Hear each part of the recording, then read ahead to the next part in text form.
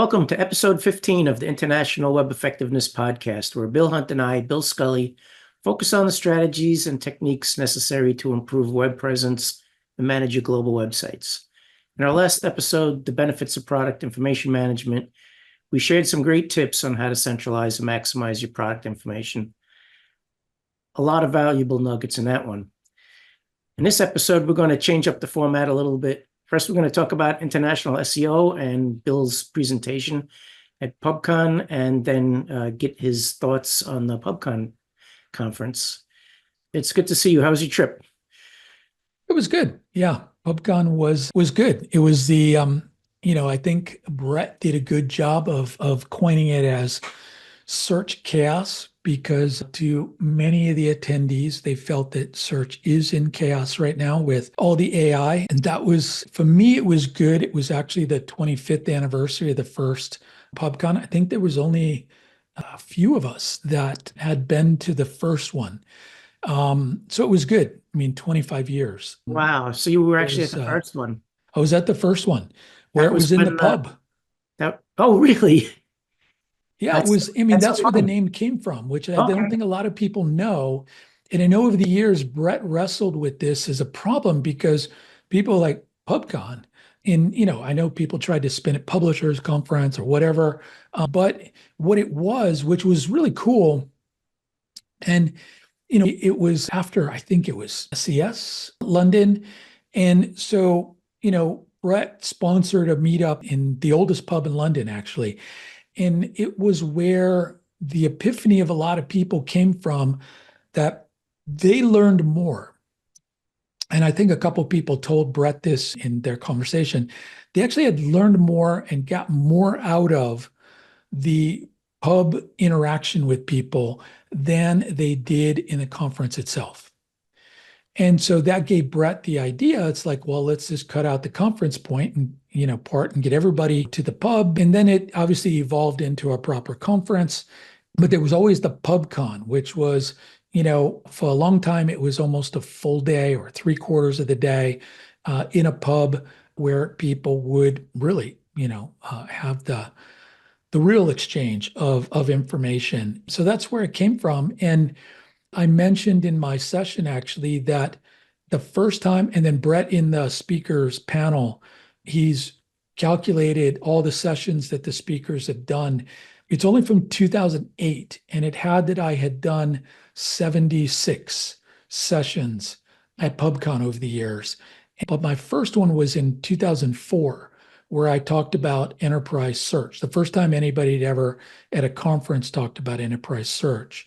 And I mentioned that, it was really one track, so people were forced to attend. Not many people were that interested in it until I talked about how linking anything on our product and service page, we immediately jumped to the first page of Google because it was a page rank, depending on the day, page rank 9, page rank 10 page. I had a line out the door of people with creative ways they wanted to pay me to get their link on IBM's product and service page.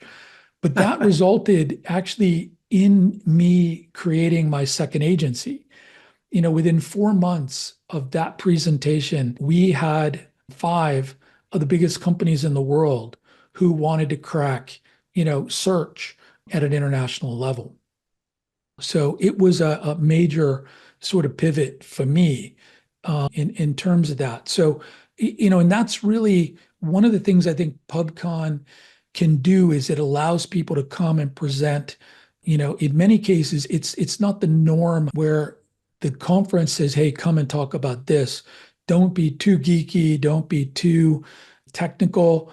Well, the strange thing is, being on advisory boards for a number of events over the years, about 70% of the people are either first time or actually beginners.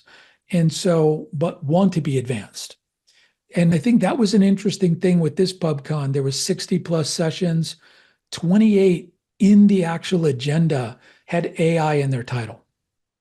Yeah. So it was the whole Marsha thing, where everything, I mean, there wasn't a single session that I attended that may not have been an AI session, but had one or more references to AI. And it ranged from people giving very simple prompts that you can use around.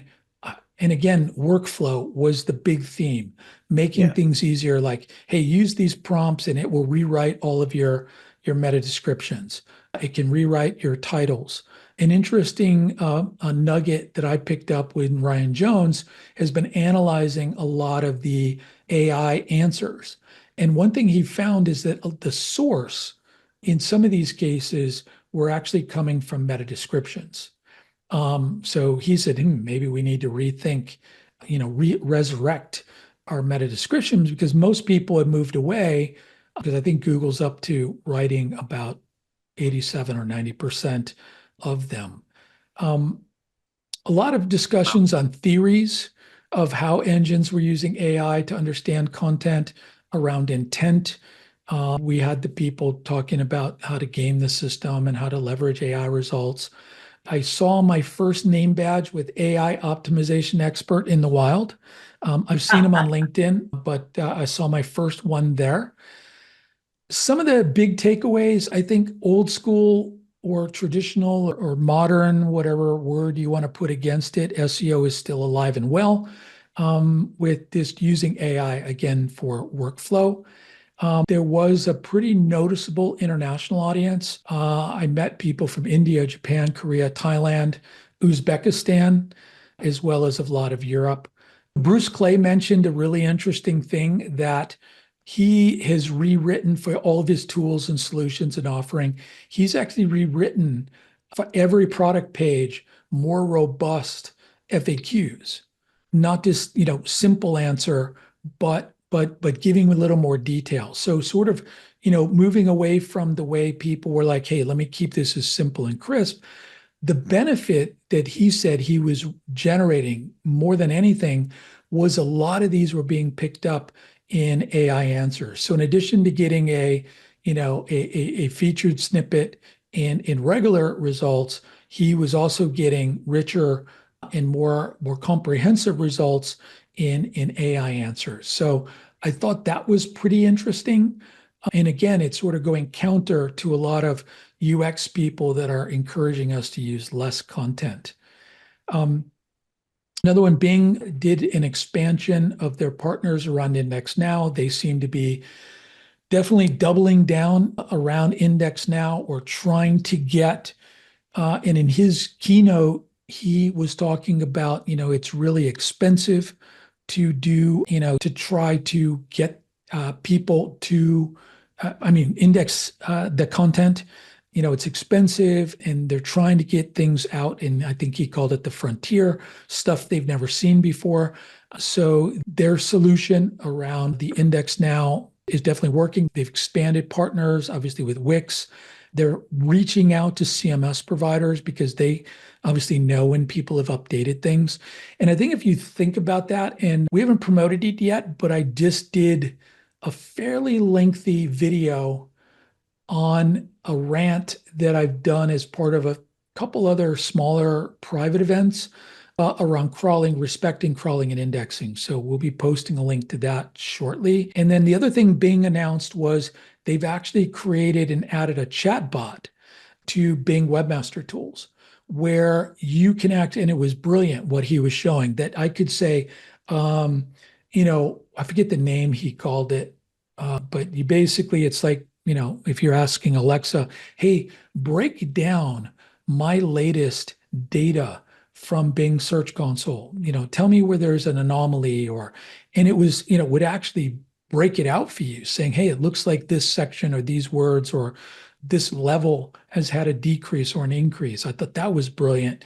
And then if there was something where you saw a decline or something, you could ask it, what might be some recommendations or how I can optimize this content to recover from this change, or how can I get additional incremental opportunities from my content or my pages? And it would give it to you. Now, remember, it's a chat bot. It's using AI. It's going to be fairly, there was nothing earth-shattering necessarily in the results, but I think for people is a way to almost write some of your reports if you're especially on your budget clients I think, a really valuable tool. I'm curious how long it's going to be until Google does something like this in Search Console, because I definitely gave a Bing a pretty good advantage. So that I haven't seen that. It's I think it's BingBot. Yes. What so is that actually going into your console's data? Yes. In the console inside of Bing Webmaster Tools, it can go Smart. in there and pull that back. And they have the data, and it's AI. And I think it's using their Copilot Yeah. is the name of their, AI functionality. But yeah, it was pretty cool. It was a fairly simple prompt that he wrote. Hey, give me some insights from this month's data. And it actually, laid it out pretty well. And yeah, he has the demo. I'll find the demo from that he linked to. I think it's on a blog post that he did, and we'll put it in the show notes because I thought it was pretty impressive. Better yet, go in and play with it. And again, I think it's, Bing is starting to do a lot of work around, enhancing their tools for webmasters. So, and as Bing starts to grow, and I think as they start to, get more of the frontier web, if you will, I think they're going to, definitely become a pretty powerful player out there. There was two other things I want to mention. I thought Will Reynolds did a really good in his keynote. He was really focusing on the customer, looking at things that's driving engagement. He's done some LinkedIn posts about this where, it's not just about that they're getting traffic to some of the articles that they wrote, but what's getting engagement, what's showing up in AI answers, how are they really engaging people?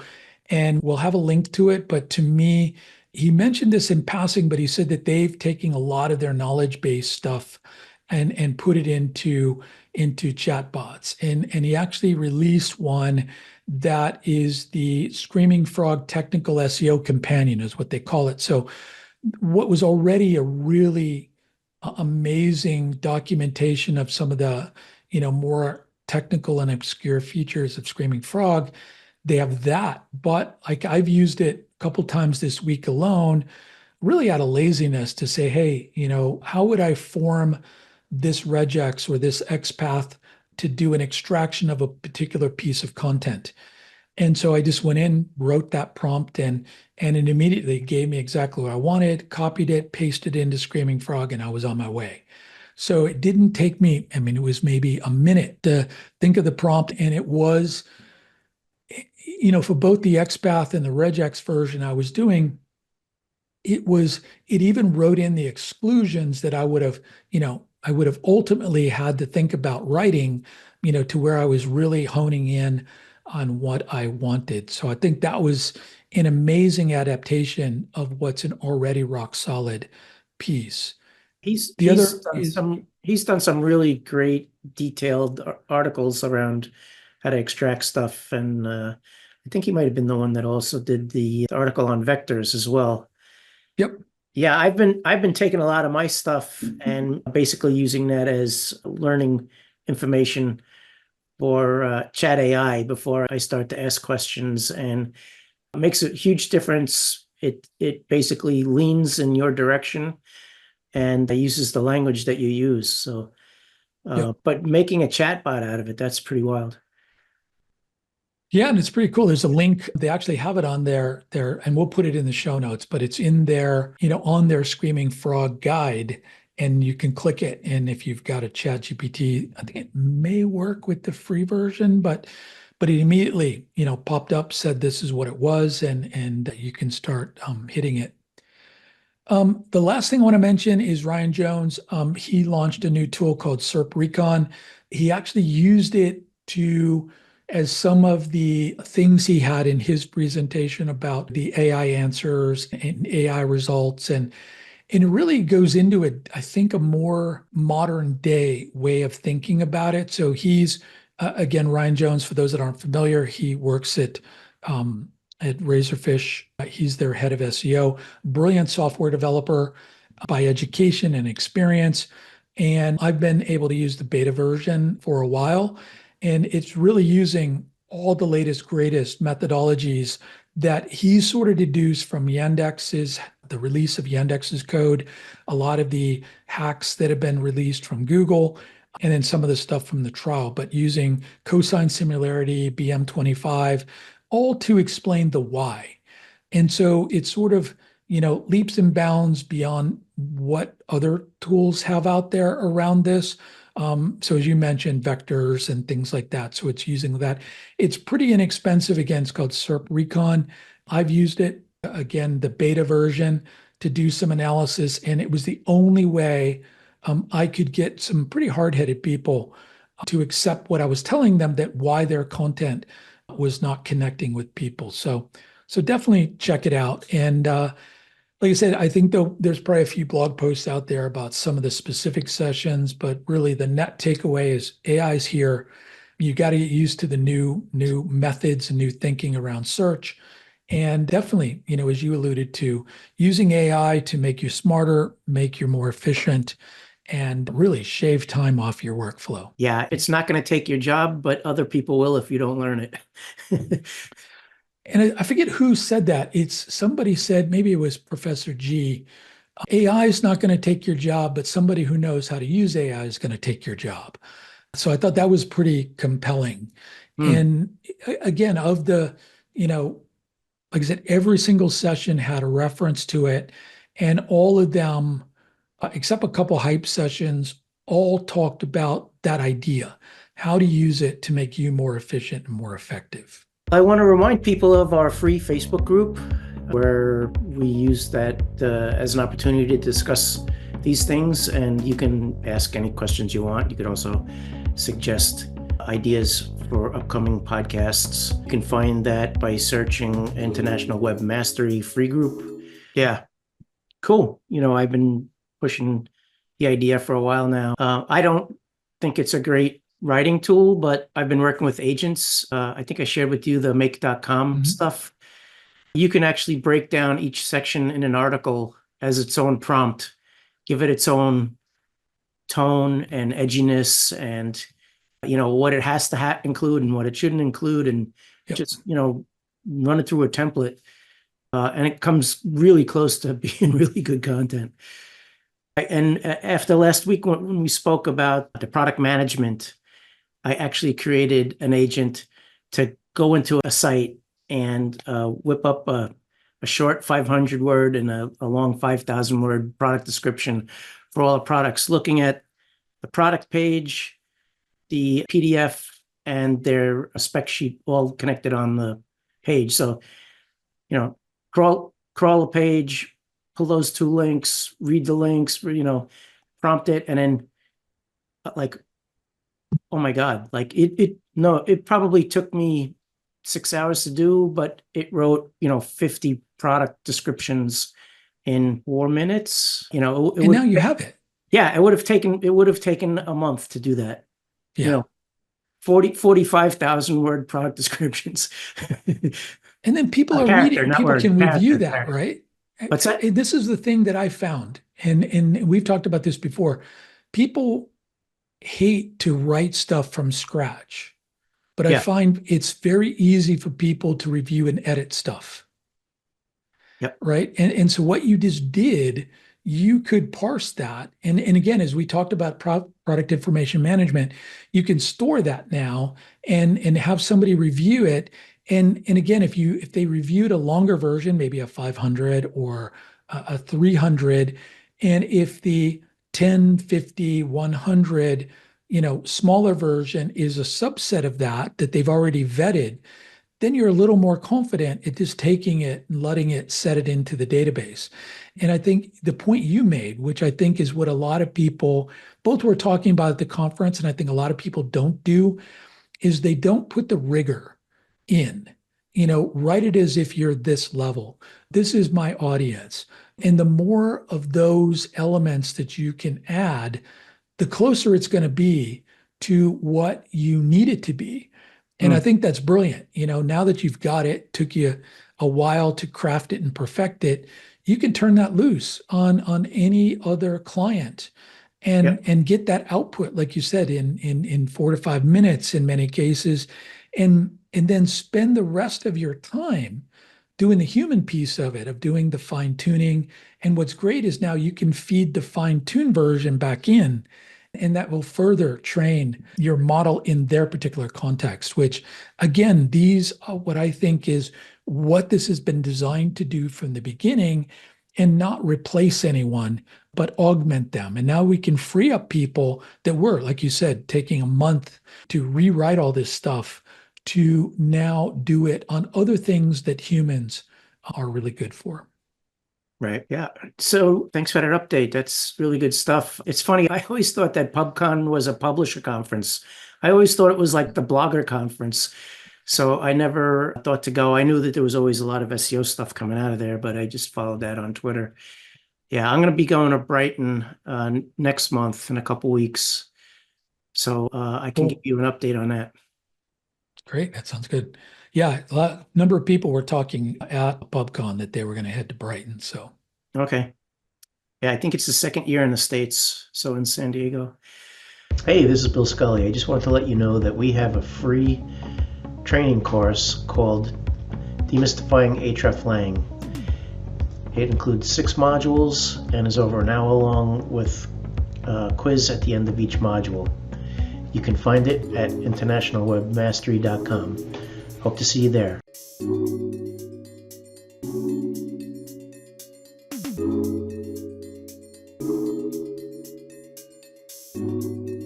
So how did your presentation go? Was it a keynote? no, it was a specialist track session around international. There was mine and then one other international where Motoko, Hunt, and Michael Bonfils, they did one on sort of, an overview of international. And then mine was really how to minimize the challenges of going global, also with Michael Bonfils, who I think he might have written a post about it, actually used AI to, his whole thing was how to find what market and who, and it was a series of prompts using 3 or 4 different tools of how to identify what market, understanding the market opportunity, and then how to reach this person. It was pretty cool. We actually were filling in a matrix similar to a matrix that I worked on over 30 years ago that had 10,000 variables in it on decision points to determine the method of going global. So my job was to work on the weighting logic of all these variables. And then Michael just, whizzed through it, and he gave the prompts, showed us, how to basically fill in all, about, is it ease of business, which are all things that I left to him about, one of the big sort of things that impact is obviously if you go into the right market. And then what kind of content do we need? It was able to tease out persona information. Where do people need more content, less content? Does it have to be more nuanced? Are there linguistic differences? He even did a challenge where, he gave people phrases, taglines, and had them put them into an automatic translator. And then, interestingly enough, he asked them to do Japanese so that Motoko on the panel, who's a native speaker of Japanese, she could verify if they were understandable and connotated what they were doing. Some did, some didn't. And the key point, what you were just talking about, Bill, when they added in a couple variables, like write it for this context, or write it using a local idiom or a local this, it got better. So when they just plugged it in and say, hey, translate this into Japanese, it really, you could get the gist maybe, but when they added in, he suggested adding in 3 or 4 specific prompts. It refined it to where in the last one, make it similar to an equivalent Japanese, then it was almost spot on. Again, Motoko recommended people do that. One thing they had in their session that I had in mine was more of a rant than theirs, really trying to explain what is international and global SEO. And I see a lot of people now with that title, and then they go on to pontificate about things that are really language or market specific SEO, right? Doing link building. Okay, we can talk about semantics and nuance, and yeah, that is a component, but I like to put that more into, language specific, if we're doing it in German or French, or market specific, we're trying to target Korea, where we bring in the elements that truly have difference. Like in Korea, we have Naver, a totally different search engine that has different ways to present information. I mean, they're going with AI like gangbusters. It was funny when I made this comment. Christopher Shin was just in an event in Singapore, and he posted at the end of the first day, he's like, I'm here in Asia, some of the top SEOs in the world, and everybody only talked about Google. No mention of any of the international search engines. And I think this is the problem when people put global or international in front of their title and don't respect the true differences in the market. So what I try to do is define it almost similar to our description of the podcast, where, multinational or international SEO relates to the effective organization and alignment of your go-to-market strategy, web infrastructure, integrated workflows, and cross-market collaboration. So pretty much everything we've been talking about over all these episodes, and we'll continue to talk about. And then I basically went on to break them down into 4 impact areas. So understanding the market opportunity. Again, I didn't go too deep into that because that was Michael's area of focus.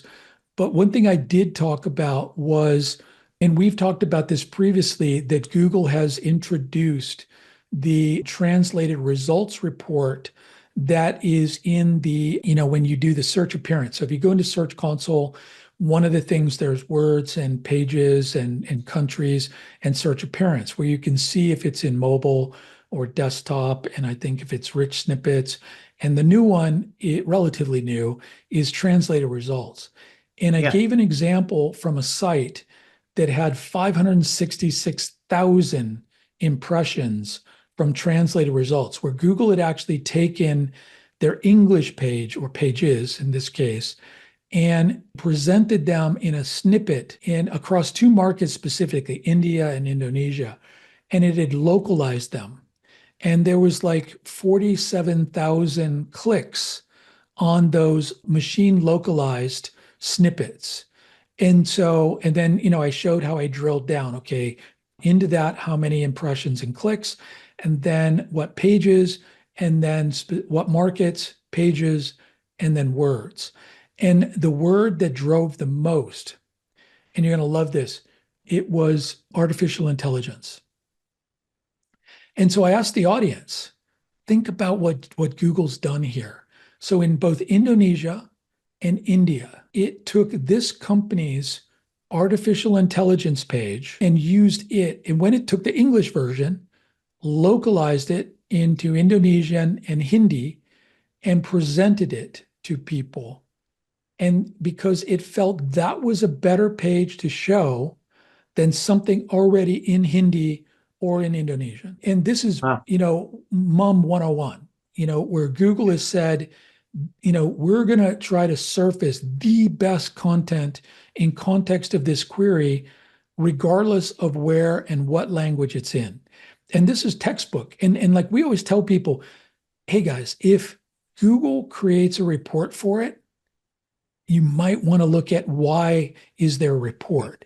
And I think this is it here. So I just showed an example of that being an indicator. And like I've already fed it back to this company, because obviously if I have access to their Search Console, I have a connection to them. And I just said, hey, maybe you should look at not your entire site, but let's drill down into these concepts and these pages specifically that Google is showing in these other markets that they've localized. Why can't we localize it and maybe get the actual local market version to appear? So in addition to all the other things, and we'll have a link to it in the show notes, the other tools, I just think that's some pretty low-hanging fruit for you to pick markets. And then the next pivot was content and localization. I showed an example of a LinkedIn post where the person basically boasted, similar to like the exercise you just did, but not as smart. Let me phrase it that way. They essentially dug in, found the most compelling phrases and content areas. They used AI to localize it 21 into 21 languages, and they pumped it out for 25 markets. Coincidentally, a few months later, they became an Ahrefs Lang Builder client.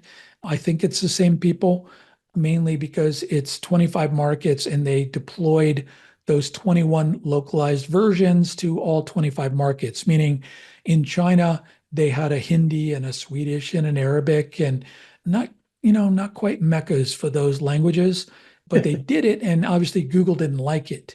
So they were trying to use hreflang to sort of force, the engine to pick up, the 25 versions of their Swedish or Arabic website for markets where there's a negligible amount of people. So we talked about that and what makes sense.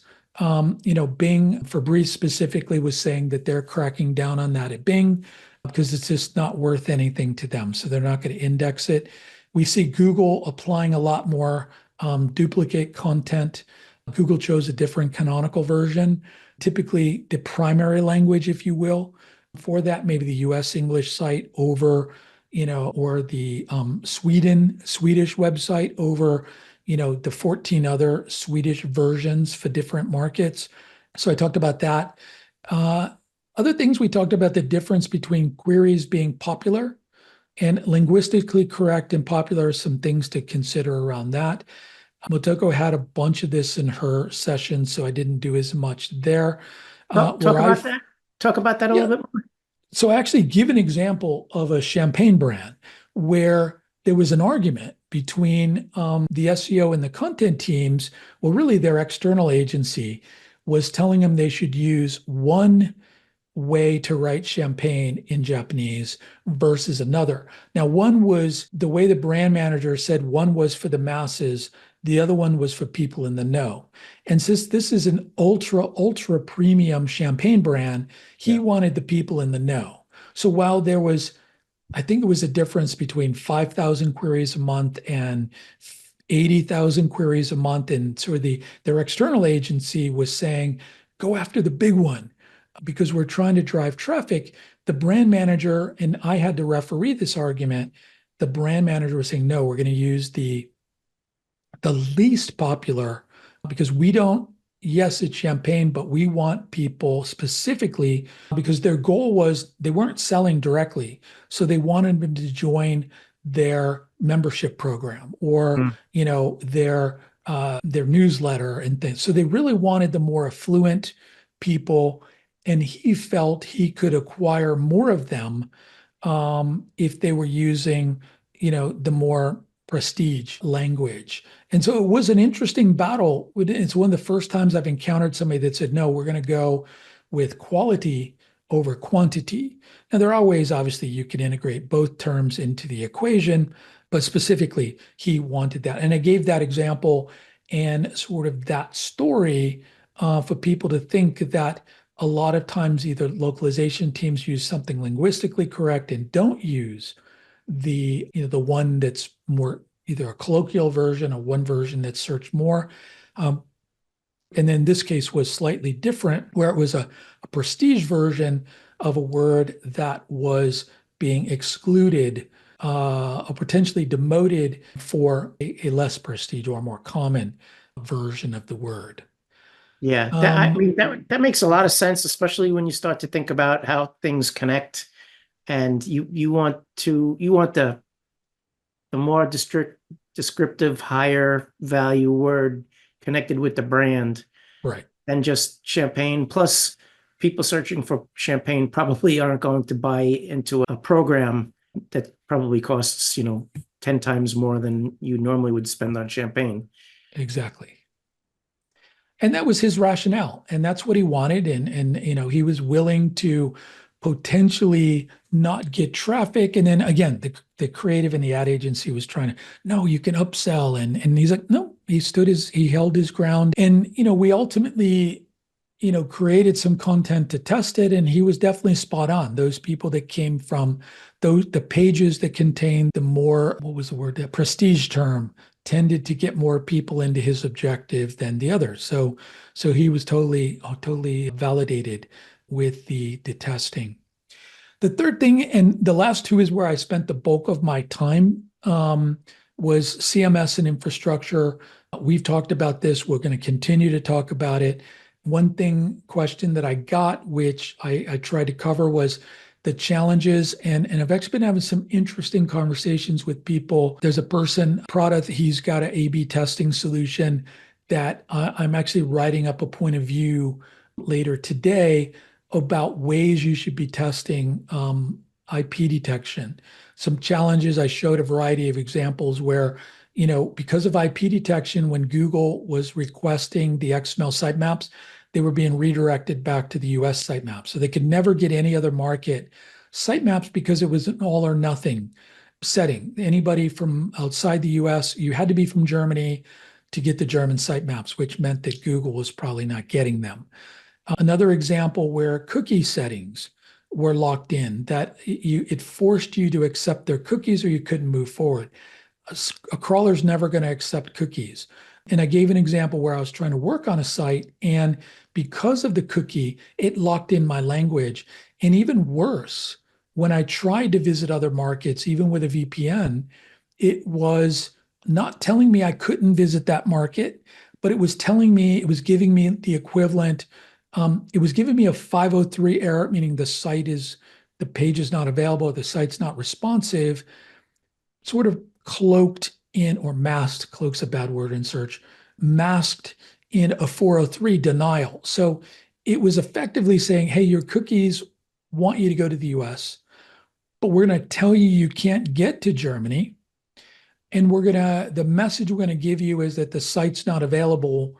And we're going to do it wrapped in a 403 denied access, or in a 500 scenario where, our server's not responding properly. So it was like all of these things. And what I've realized, especially walking out of that session, was there's no tools. And I'm desperately, and listeners, please remind me not to build a tool. There is no tool to do this kind of diagnostic check, meaning, if somebody visits from, I gave the example of Dimitri in Lithuania, where he tried to click on this link that was ranking number one. Because he's in Lithuania, it sent him to the Swiss Italian language version of their site, which isn't even a euro currency market. So there's no logic. So it's a language that they don't speak in Lithuania. It's a currency they don't use in Lithuania. So there was no, and there was, this happened like a year and a half ago, and I still cannot think of a reason why that was done other than somebody made a mistake. I have deduced now, because I just saw this mistake this week, where in a list, LT for Lithuania looks very similar to IT for Italy. And we see this a lot with hreflang issues, where people will set Lithuania to Italy. And so that's how I've deduced it, that they may have put that rule into their IP detection system and didn't check it. Of the dozen or so that I've checked over the past since PubCon, I've gotten curious about this. I do get redirected a couple places. I do get blocked in a couple places. And what he and I were talking about is maybe trying to do some test cases when people throw up the banner that says, hey, we detect you're from the US. Do you really want to go to the Canadian website? Or do you really want to go to the Germany website? Is anybody doing a test on that to what did they click? And did they go through and what was their experience? Did they have a more successful checkout and things like that? So I think there's some interesting tests and work and projects that can be done around this. And maybe it's nothing more than coming up with some prompts that trigger VPNs that will test it from all of your target markets. Somebody will build a tool from this. But yeah, that's some of the things I talked about in CMS and infrastructure issues. And then last thing to close it out was many of the things we've talked about organizationally. Like we talked about a couple episodes ago, URL uniformity, centers of excellence, sharing information. Because it was interesting talking to some people from these other markets. They're like, yes, that's what we need. We don't get any guidance from the mothership. We don't even get recommendations. Like we talked about in our URL, just giving people recommended URL formats. He said, yeah, we don't even get that. And because I mentioned that in here, that we had talked about that podcast of ways you can, even giving people recommendation, doesn't have to be a mandate. a lot of people will follow it. Yeah, it was things like that, how to work through this. And I showed a matrix that I haven't shown it in a number of years, but I had a thing where I think it was like, oh man, what did I call it? It was protocol compliant participation. I don't know, it was some fancy way of saying, do they want to play ball? And if they didn't have a lot of their ducks in a row and they didn't attend meetings, they didn't want to be part of the center of excellence, they got a no. And so if we had to decide, do I spend 2 hours with this market or 2 hours with another market, the market that has a framework in place that is cooperative and collaborative, I think it was like program collaborative, meant simply, do they want to play ball? Anybody that had a flag of a no, we just didn't even, unless they ask us a question, we don't even do any outreach to them. We just send it out in a mass email but don't really aggressively work with them. Let's spend our time in the markets that are willing and able to participate. And I got one person thought that was a little harsh. Another person thought it was brilliant. Like, who's going to know my matrix other than me? Unless I tell people, I'm not likely going to say, hey, Lee, you don't pick up the phone. We don't hear from you, so we're not going to do anything with you. We're going to include you wherever we can, but we're not going to be overly aggressive at forcing you to do things. I've seen regions where the sales manager's secretary is responsible for the web and has never ever once gone into the CMS. They only have the copy and pasted stuff from the global site or from the major same language site. Yeah, you can't. It's like when I did roadshows. Go ahead. You can't beat them up. I mean, you have to appreciate, they're busy. They'll never do anything. So just give up on them and point your efforts where they'll make the most most success. Yep. And try to help them because, and that's along those lines. When I was doing roadshows for countries, for different companies, we'd come into the country and we'd ask people, first thing I'd ask is like, what are you guys' jobs? And it was always one of these people who search was maybe 1 hour once a month is what they could allocate to it. They were that like exactly like that. They're like the, somebody's assistant or secretary or they're the digital marketing manager and they're doing all the other stuff and they can't focus on this. So they're like, please, that 1 hour, what can I do in 1 hour? And so it was very interesting. We would try to help them so that 1 hour they could spend was very effective. So yeah, help people that want help, focus where you can. And that was sort of the wrap up. And really, the final thoughts and the takeaways I had was, focus on markets where you can support them. There's nothing worse than people trying to get, support for the products post-sale and you can't support them. Don't just rely on AI outputs for content. Data centralization, we've talked about this in 4 or 5 podcasts about, integrating your data, finding nuggets in one place that you can apply elsewhere, build these relationships with people, align technology, localization, content teams so that there's synergy. One of the things I mentioned in the conference, and it's up now, but we haven't promoted either, is my epiphanies from 30 years in search. And one of them was stating that SEO is a team sport. And, we in search, we often have KPIs with no responsibility. And so building these relationships and synergies with people is critical. And I know you've been talking about that multiple times on the podcast. And let me close with the last big thing. The US government has identified there's over $1 trillion in untapped opportunities in the US. And these are companies that have an exportable product that does not yet export. And the frightening statistic that went along with this, I think it was 87% or 77% said the reason they have not and are not is they don't even know where to start. And just imagine, and there's programs, and I think, you were telling me about grants and that to an event you went to here in Connecticut about grants for companies that want to do this. I mean, there's no shortage of information for people that would like to. I think the massive challenge is many people don't even know. And I think something I want to cover in a future episode is ways you might be able to tease that out. Like we talked about using Search Console data, using some of these other tools to just find where in the world do they want your product, and then go through the steps to find it. I think that's a great next episode or an episode down the road.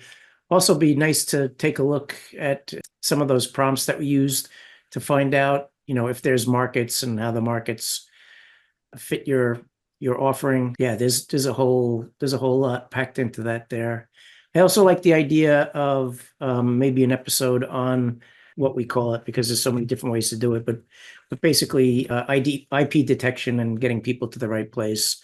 Maybe even going down into, how would you set up a test protocol to find out what's success, what's the rate of revenue increase, that kind of stuff.